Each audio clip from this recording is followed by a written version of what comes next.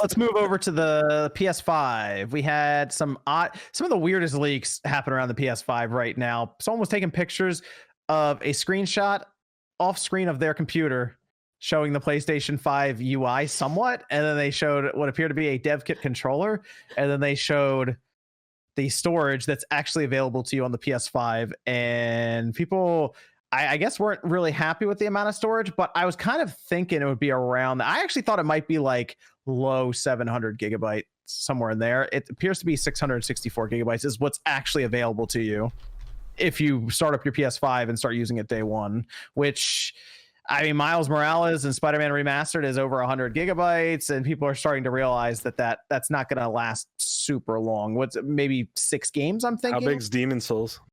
It's probably going to be about. It's probably going to come up to 70 after patch, because it's 60. Yeah. It's like 63 before patch. There's probably like a 5 gigabyte patch waiting for us. When we start that thing up.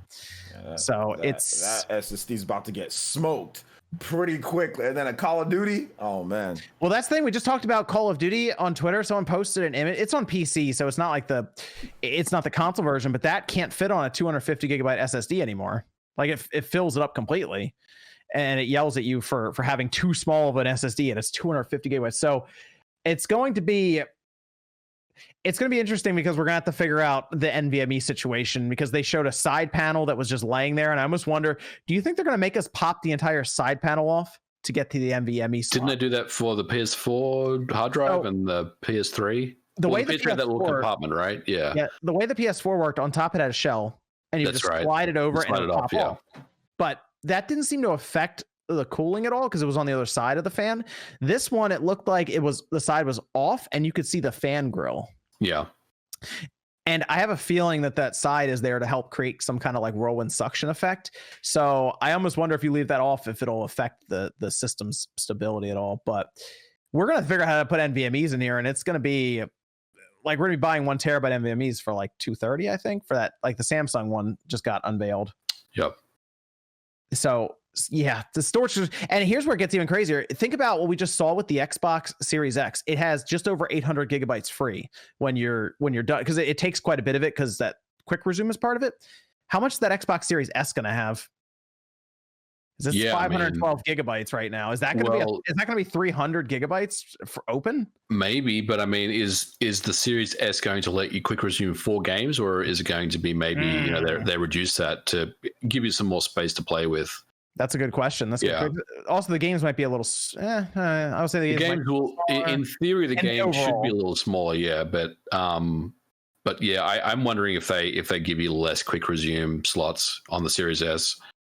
Because I'm thinking that we might turn that thing on. It might be 350 gigabytes free, and it's gonna be like, oof. That's the other thing. It could just be. That's gonna hurt. Could be 350 gigabytes. I mean, that's the way things are. Yeah, that's gonna hit hard.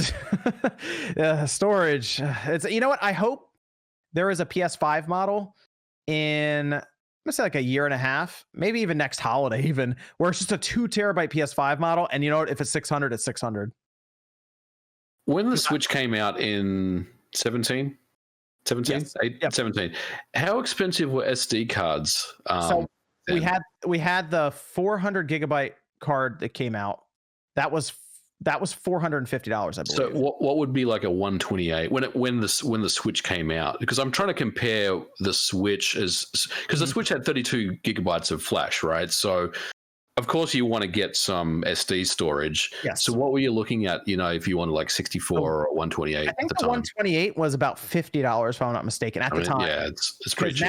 Now it's like $20 to get one. It dropped significantly. I bought a 128 just to test out things back then. I didn't need it, because all my games were physical, and it was just the cartridge, so I didn't need any storage.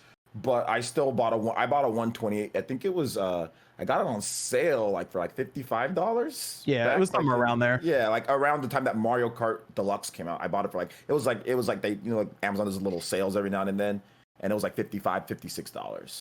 You know what? I think if we didn't have to install the games as well, then the storage stuff wouldn't be as much of an issue. But like the fact that we put a disc in, and some of these discs will hold up to 100 gigabytes, and it might have to install most of it. That's where the problem comes in with the storage solution, right? because like with the Switch, it's like 32 gigabytes didn't work for a lot of games if you downloaded them, but if you had the cartridge and you popped it in, you didn't have to install anything, so that helped a lot.